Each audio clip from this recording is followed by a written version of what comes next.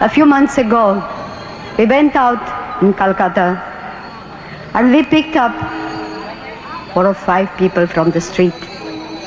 And we took them to our home for the dying. One of them was in a very bad condition. So I told the sisters, I'll take care of her. And I did for her all that my love could do. When I put her in bed, she took hold of my hand.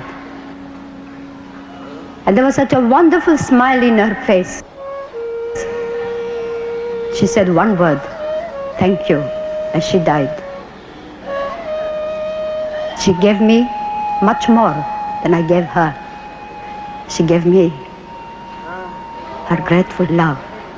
And for 1 second, I reflected on looking at her, and I said, what would I have done if I was she? And my answer was, I would have tried to draw some attention to myself. I would have said, I'm hungry, or I'm cold, or I'm dying. But she was so great. She was so beautiful in her giving. The poor are great people. They give us much more than we give to them. We must love them not by feeling pity for them. We must love them because it is Jesus and the distressing disguise of the poor. They are our brothers and sisters. They are our own people.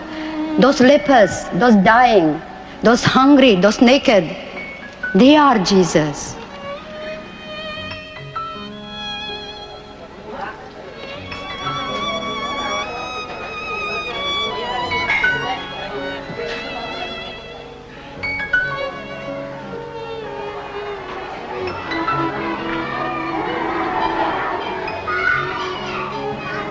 That is why I say that our sisters and brothers, the missionaries of charity, are not social workers.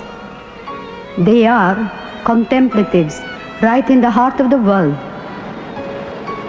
They want to feel that freedom of poverty that comes of choice. We want to know, to understand the poor, we must know what is poverty. And that's why I call it freedom of poverty. We are free to love God, to love Jesus with undivided love, and to love our poor with undivided love.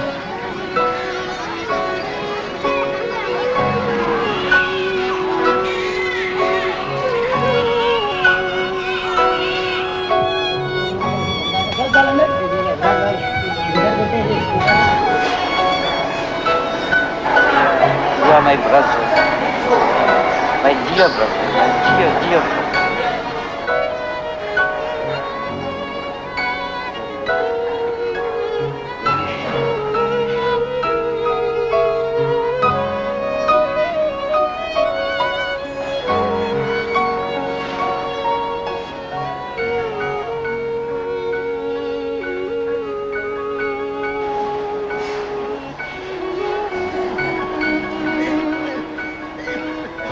Every day we say this prayer, Dear Jesus, help me to spread thy fragrance everywhere I go.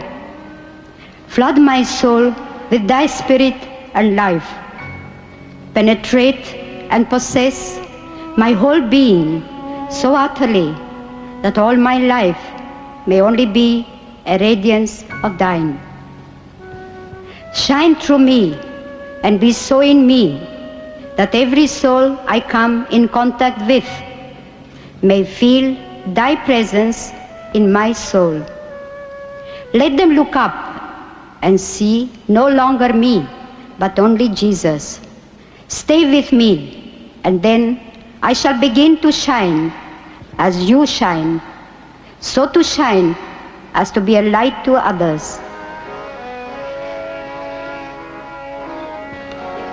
Our sisters and brothers, to be able to do what they are doing, to live the life as they are living. We need our lives to be woven with the Eucharist. That's why we begin our day with Jesus and the Holy Eucharist. We receive Jesus himself in that bread, the bread of life. And he gives us that beautiful opportunity to give him in return.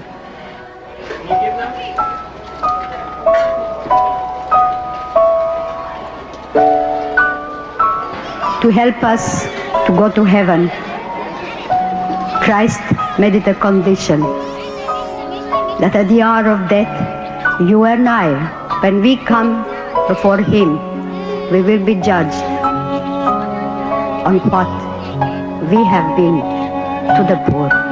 For he said, I was hungry and you gave me to eat. I was hungry not only for bread, but for that understanding love, to be wanted, to be known, to be somebody to somebody. Naked, not only for a piece of cloth, but naked for that human dignity, for that respect. Homelessness, not only for a home made of bricks, but homelessness that comes from that terrible loneliness that our shut-ins, the unwanted, the unloved, go alone on their way. Are we there? Do we know them? Do we see them?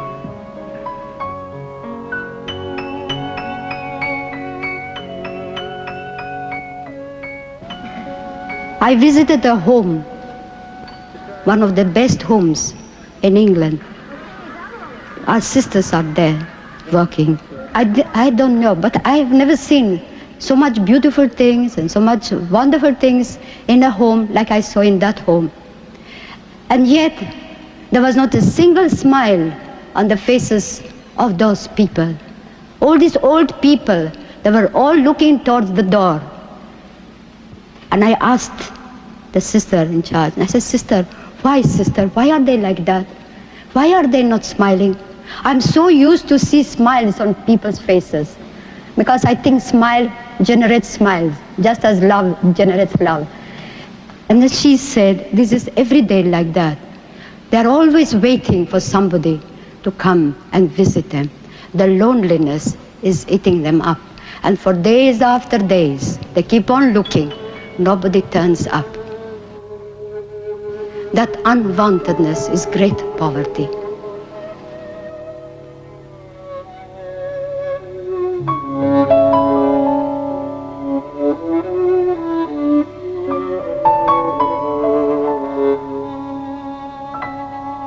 Do we really know our poor? Do we really know the poor in our own house, in our own family? Maybe we are not hungry for a piece of bread. Maybe our children, our husband, our wife are not hungry, are not naked, are not homeless. But are you sure that there is no one there who feels unwanted, unloved? Where are your old father and mother? Where are they?